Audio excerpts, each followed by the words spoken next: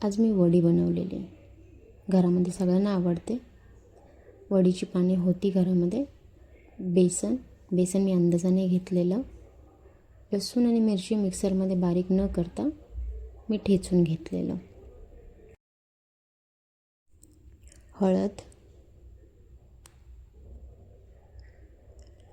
घरगुती मसाला,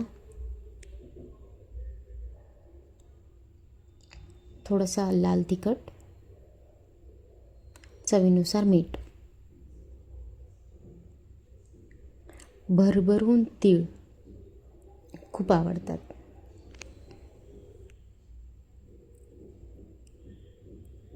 अंदाजाने आगळ घेतलेला आहे. थोडीशी वडीला आंबट आणि तिखट अशी चव लागली पाहिजे. आगळ टाकल्यावर मिक्सर जे आहे ते मी मिक्स करून घेतलेले आहे हातानेच. यामध्ये थोडे पाणी टाकून बॅटर जे आहे पातळ आणि जास्त घट्ट पण नाही, मीडियम ठेवणार आहे. चाळणीला मी तेल लावून घेतलेलं आहे.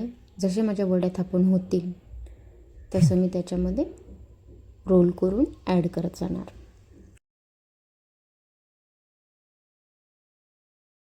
बॅटर जे आहे ते पानाच्या तिन्ही कोपऱ्यामध्ये लागले पाहिजे.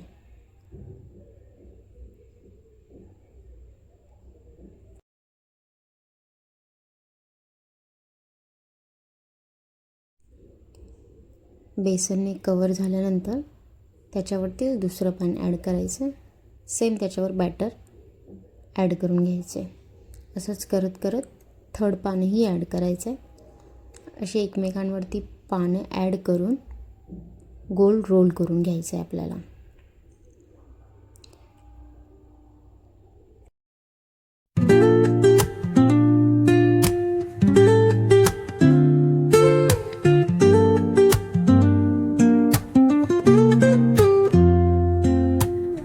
Woke up late, missed the morning glaze, but the sunlight hits in so many ways.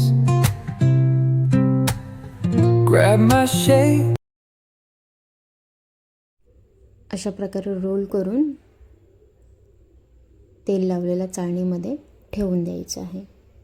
म्हणजे ज्या वेळेला आपण वाफ काढणार त्यावेळेला खाली चिपकणार नाही. अशाच प्रकारे बाकीच्या पानांचे मी रोल करून घेतले.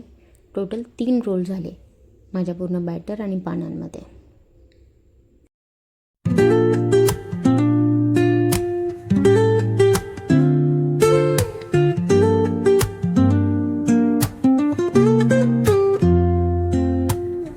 Woke up late, missed the morning glaze, but the sunlight hits in so many ways.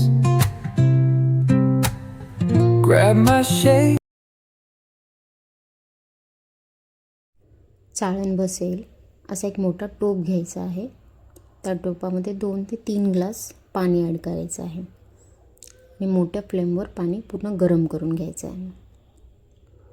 पाणी गरम झाल्यानंतर तुम्हाला ती वरती चाळण ठेवून द्यायची आहे आणि त्याला कवर करून घ्यायचे आहे. जड वस्तूही तुम्ही त्याच्यावरती ठेवू शकता की जेणेकरून वाफ जी आहे ती बाहेर जाऊ नये.